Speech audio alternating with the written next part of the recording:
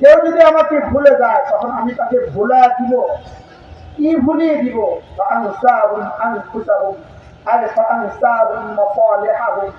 তার মসলাহা কিসে, তার প্রয়োজন কি, তার জীবনের সবচেয়ে বেশি দরকার কি, এটা আল্লাহ তাআলা তাকে ভুলায় দেবে। এটা আল্লাহ তাআলা তাকে কি করবে?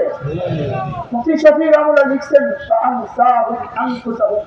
কোরআন কারীমের যত ওয়াইদ আছে, যত ধমক আছে, যত কি আছে, যত শাস্তির ধমক আছে,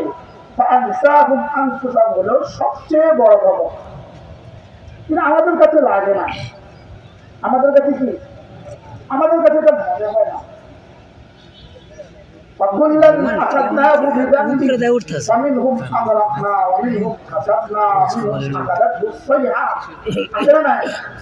এই সবগুলো তো আমাদের কাছে ধমক, বড় বড় ধমক নয়। লেকিন এই উম্মতের বেলায় রব একটা ধমক দিয়েছেন,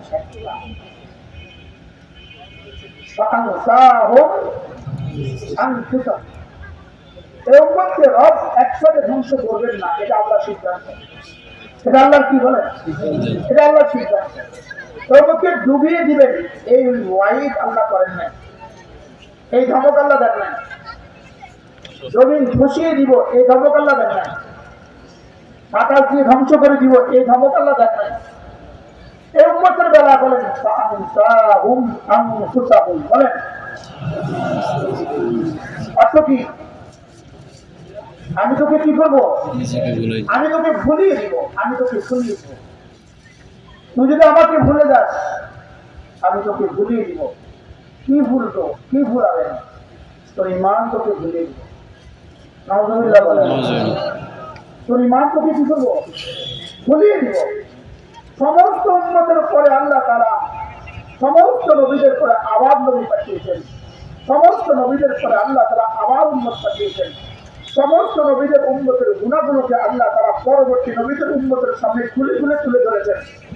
লেকিন রব্বে কারীম বড় ভালোবেসে এই উম্মতের পরে আর কোনো উম্মত রাখেন নাই, এই নবীর পরে আর কোনো নবী রাখেন নাই, এই কিতাবের পরে আর কোনো কিতাব আসবে না।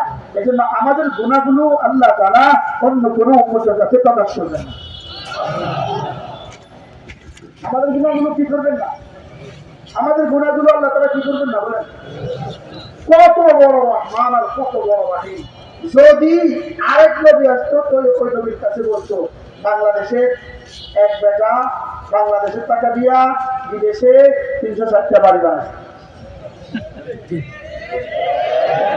এই বেটার জন্য নবী দো জাহান রহমত। আর কোন উম্মত আসবে না।